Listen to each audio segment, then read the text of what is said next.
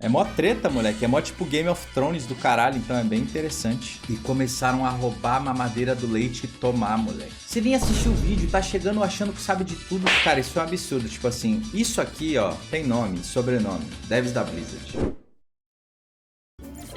Ah. Voltei. Ufa.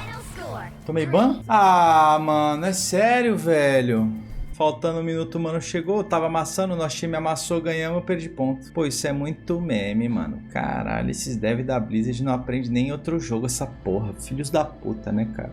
Mas é verdade, os caras que fizeram o Marvel são os devs original do Overwatch 1. Depois que eu descobri isso, eu entendi por que o jogo é bom. Querem ver o vídeo agora de por que é os devs do Overwatch 1? Vamos ver isso aqui na resenha, deixa eu só botar o prato de comida aí. É mó treta, moleque, é mó tipo Game of Thrones do caralho, então é bem interessante. Eu vou explicando pra quem não entende inglês, tá? E vocês vão entender por que do Marvel é bom, cara. Agora, nesse exato momento. Had to go somewhere. Many who were lost found a new home over there. Taking the pieces of a once great kingdom and turning it into an empire the likes of which we've never seen. Olá, Marvel This Games. is the untold story of Activision Blizzard. Essa é a história não contada da Activision Blizzard de como eles criaram um dos maiores inimigos deles. 2008, when Blizzard Entertainment was the golden boy of gaming. They were known for putting their players first and taking a really long time to ensure their games were good. Really good. Unsurprisingly, Blizzard era this conhecida... rockstar Bom, reputation earned vocês estão them lendo. a cult following, and every budding game developer during this time wanted to be like Blizzard. Assistam But isso on aí. the horizon, stormy weather was blowing in, announcing the arrival of evil, House Activision, led by one man, Bobby Kotick. On a rampage, Esse cara é um filho da Activision's puta. business model was based on consuming the souls of their enemies. And by this, I mean they would buy out small, struggling game studios and absorb them into the Activision brand. They were budding development teams with big ideas, and Activision would promise them funding to realize their dreams. What else can I help you with? Guitar Hero, Tony Hawk's Pro Skater, Call of Duty. Activision was even making games for a little comic book company called Marvel. But we'll talk about that in a little bit. Mano, For now, Activision was a powerhouse. Activision tinha parceria com a Marvel, velho. Appetite. And Bobby Kotick was on the hunt for bigger fish. Which brings us to July 8th, 2008. A day that will live in infamy. Bobby wanted to buy Blizzard games.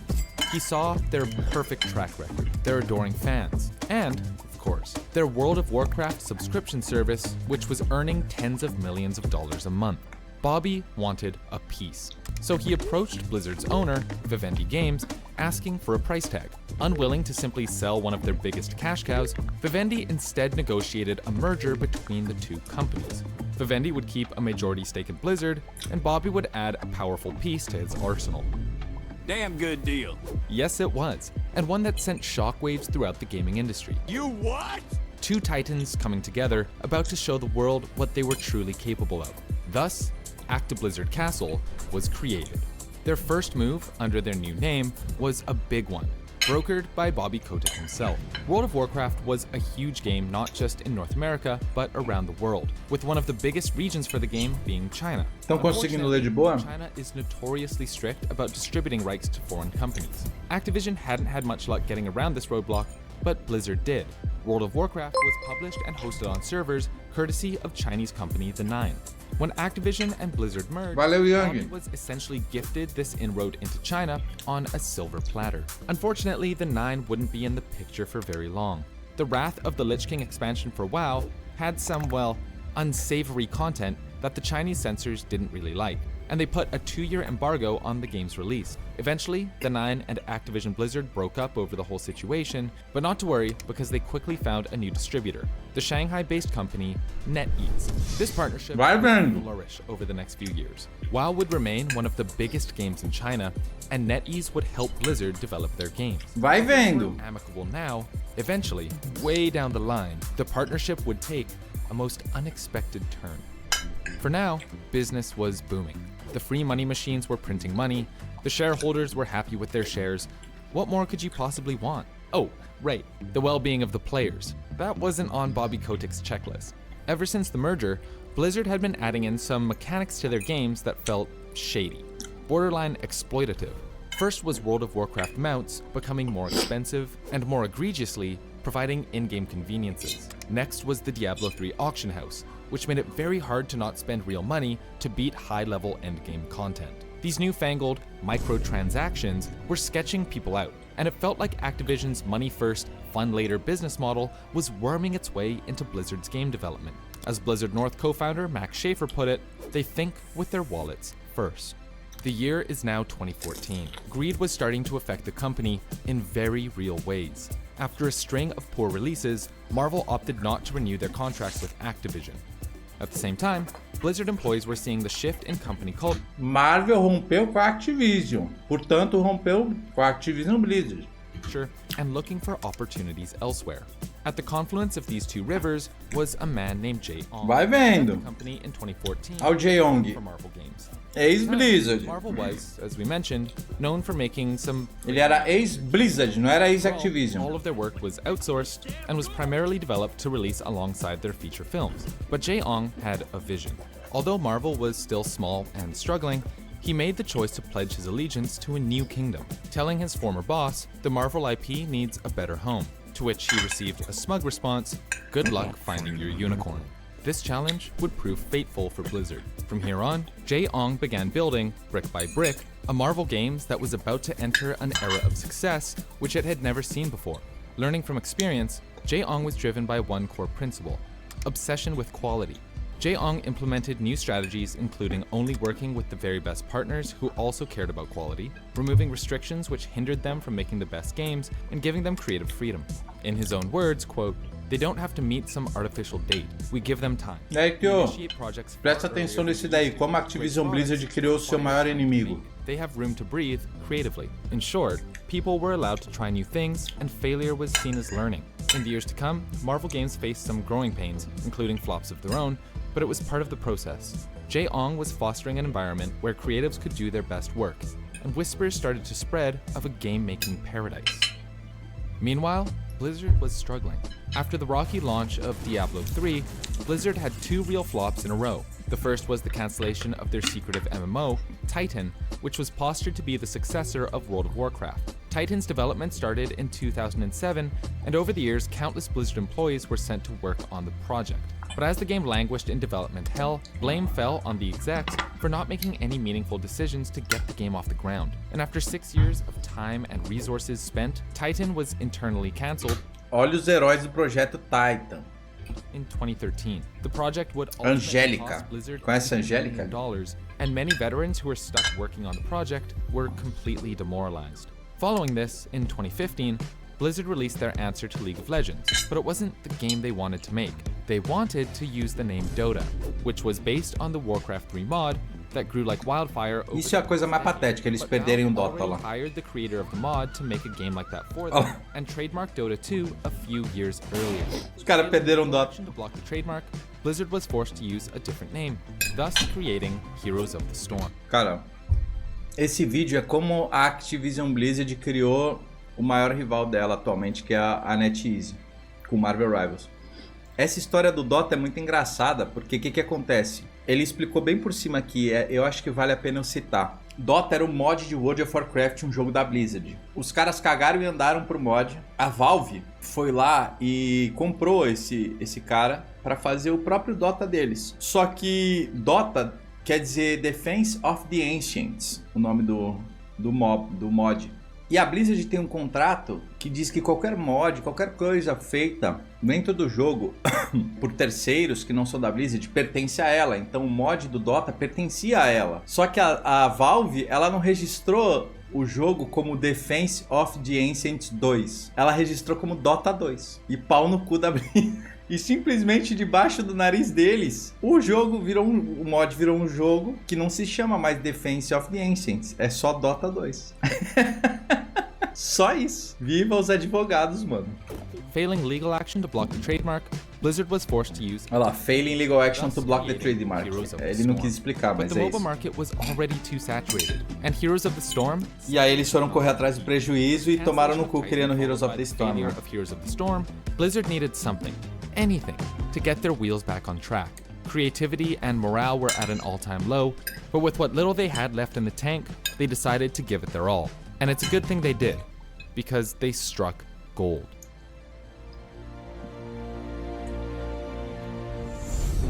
We are compassion.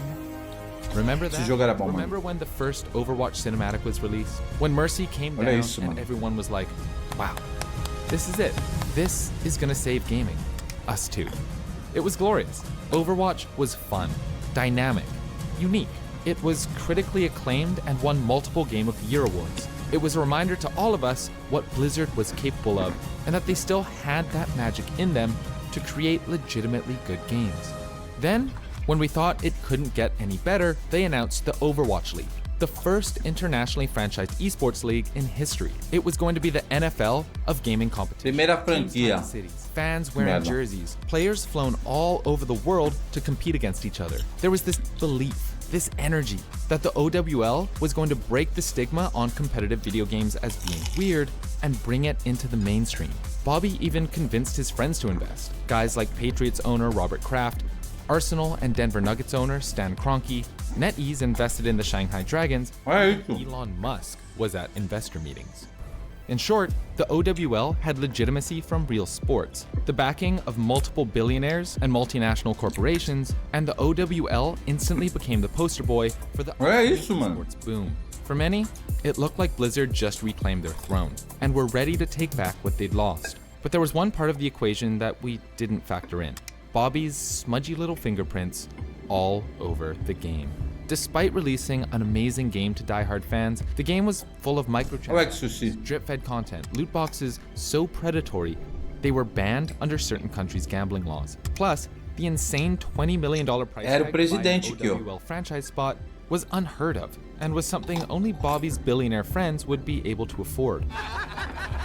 So much of the game felt like it was focused on money, money, money, and as the months dragged on, it seemed like the devs were more concerned with releasing cosmetics than fixing problems with the actual game. Soon, it became apparent that the golden age of Blizzard was a bygone era, and although Overwatch thrived for many years, many believed the game never realized its full potential. And sadly, there wouldn't be another chance at redemption, because Blizzard was about to get hit with a series of lawsuits from which they would never recover. Olá. In 2017, Blizzard employees, old and new, started voicing their concerns, some in open letters, some to the media, and some in lawsuits describing the work environment as being misogynistic, unsafe, and similar to that of a frat house. Front and center were allegations Similar a uma casa de fraternidade, tipo assim, faculdade, tipo American Pie. against O clima do trabalho. Cara, deu uma merda tão grande que depois que estourou isso tudo, teve um caso em específico que tava no Reddit há tipo 3 anos, de uma mulher falando que ela levava a mamadeira, já ela pegava o leite de peito e colocava na mamadeira pro filho, pra ela poder dar de mamar pro filho rápido, enquanto tava lá no trampo. E começaram a roubar a mamadeira do leite e tomar, moleque, e deixar o bagulho vazio lá dentro. Anos depois, quando estourou uma bomba na Blizzard lá, adivinha qual empresa que era? Tada! Blizzard. Então, tipo assim, era umas paradas surreal, velho, de doente, tá ligado? Era surreal de doente. Bobby Kotick himself, claiming that he was aware of misconduct in the company and helped to cover it up, which really shouldn't come as a surprise. E detalhe, essa é a empresa que diminuía a bunda da Tracer, que todo mundo é woke, diversidade. Por quê? Não porque as pautas não sejam válidas, mas porque eles queriam arrancar dinheiro dessa galera a rodo, caralho. Eles não estavam nem aí, porra, os grandes cabeça, entendeu? Os devs podiam estar. Mas os caras grandes ali da cabeça não estavam nem aí. Ele falou, vai me dar dinheiro? Foda-se, põe essa porra aí, eu vou continuar bulinando a galera aqui no escritório. There's a paper trail of terrible behavior perpetrated by Kotick, stretching as far back as he's been around. In 2006, he allegedly threatened to have an employee. Cara, tem um caso da Blizzard...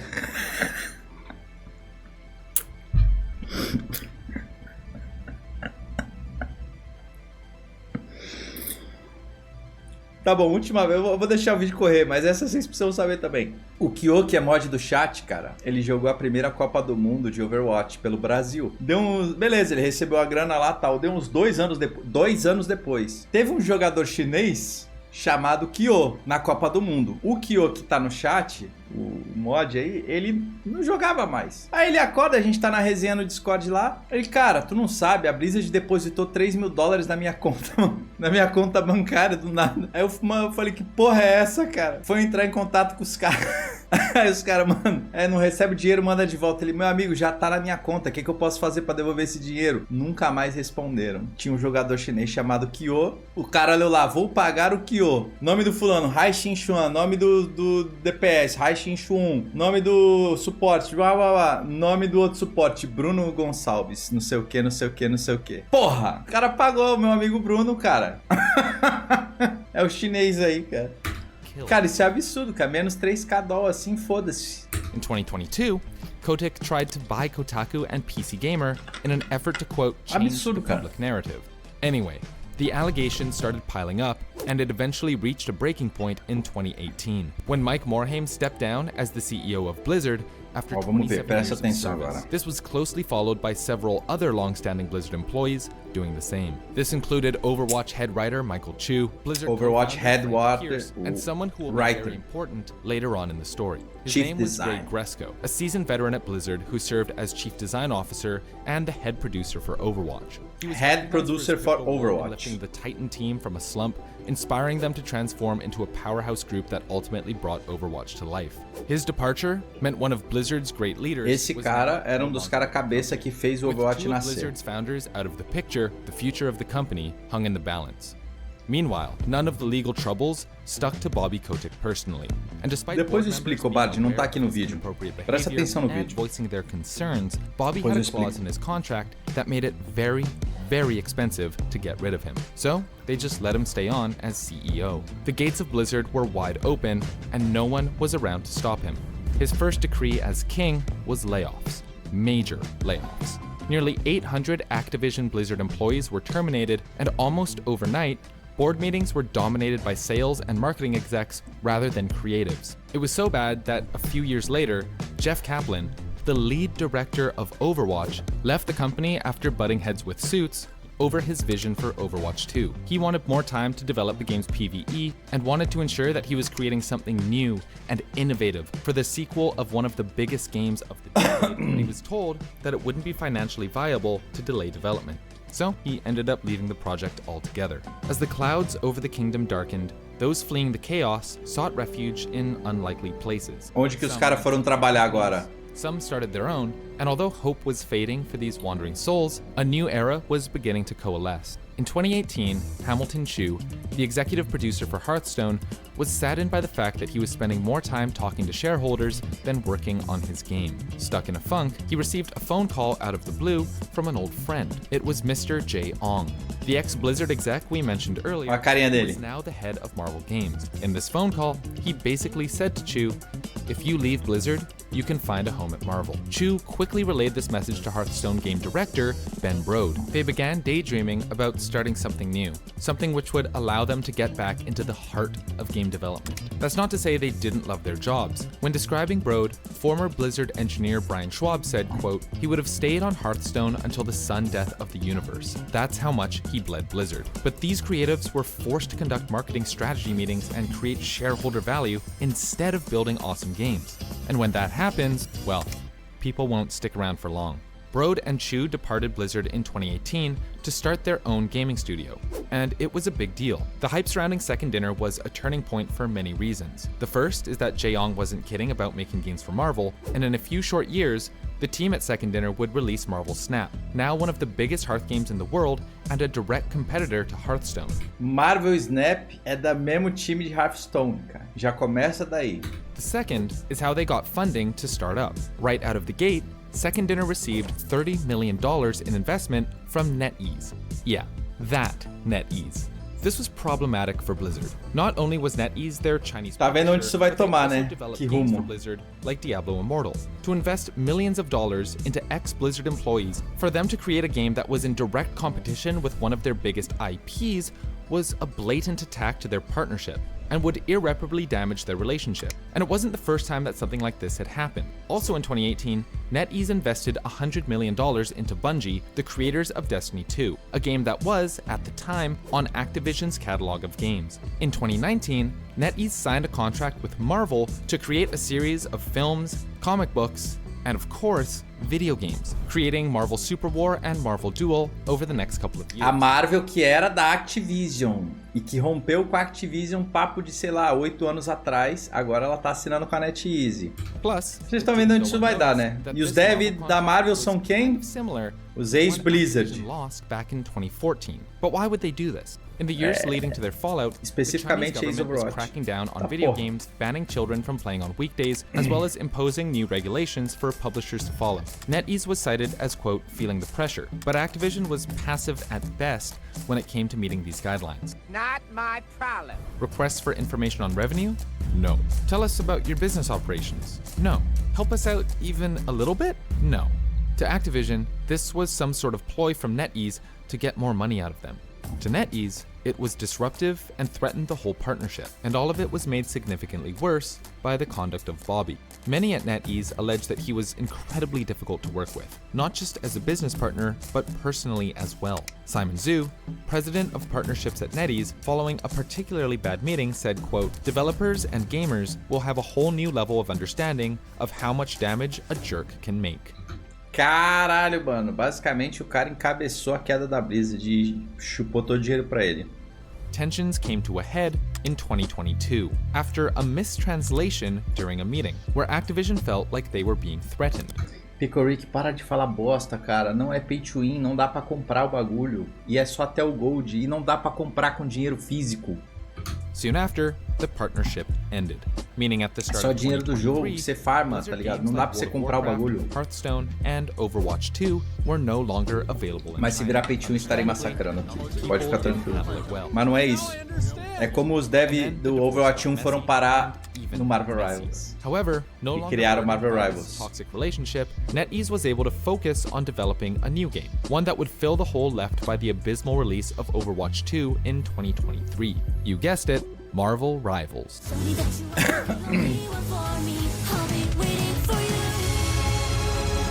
This was the hero shooter fans were waiting for. After the success of Marvel Snap, news that a free-to-play hero shooter using the Marvel Viram onde estão os devs do Overwatch 1 agora? had basically the entire gaming industry frothing at the mouth. Goosebumps right now, dude. The art style was right out of a comic book. The characters looked amazing. The gameplay was oddly similar to Overwatch, but with more characters, more complexity, Mano, and ult da Fara. more players. In its first month, Marvel Rivals grossed more than $130 million. Not bad for a free-to-play game. It surpassed 10 million unique players, peaking at nearly 500,000 concurrent players on Steam at launch, and has kept that momentum months later, still averaging hundreds of thousands of unique players to this day. But that leaves a question. NetEase and Marvel Games joining forces was big, but who are the actual people who made it all possible? The first name that comes to mind is Ray Gresco, the head producer of Overwatch 1 we mentioned earlier, who left Blizzard in 2019. After his departure, he started a video game consulting firm called Blue Silver Studios. One of their clients is listed as Disney, as in the owner of Marvel Games. And in 2024, Gresco was appointed as the Senior VP, Head of Product and Development for Disney Games. Given the uncanny resemblance of Overwatch and Rivals, it's hard to believe that Gresco didn't bring some of that creative Overwatch juice to his consulting with Disney. But the person that really was the mastermind Cara, of it all... Picoric, tu entende que a arrogância é... Meu Deus, a NetEase não é a Marvel Games. Você nem assistiu o vídeo, tá chegando achando que sabe de tudo, cara. Baixa a bola, porra. Vai pra tua academia, caralho. Tu não viu o vídeo todo, tá achando que tu sabe mais que o cara do vídeo aqui, cara. A NetEase é a NetEase, a Marvel Games é a Marvel Games. Os devs do Overwatch estão na Marvel Games. Calma. Caralho, mano. Eu odeio gente que, tipo, chega na arrogância no bagulho, mano. Entenda que você não sabe de nada. Was Jae Ong. He had come a long way since leaving Blizzard in 2014 and is now one of the big players at Disney Game. Throughout the years, his drive to foster an awesome work xingava Overwatch todo dia na porra do chat. Todo dia. Lançou Marvel Rivals. Ah, não gostei. Jogou 5 minutos. Ah, não gostei. Ah, o bagulho é feito pelo dev do Overwatch 1 que tu amava, tá vendo? Profitable. So, what should we make? Volta lá a xingar o Overwatch 2.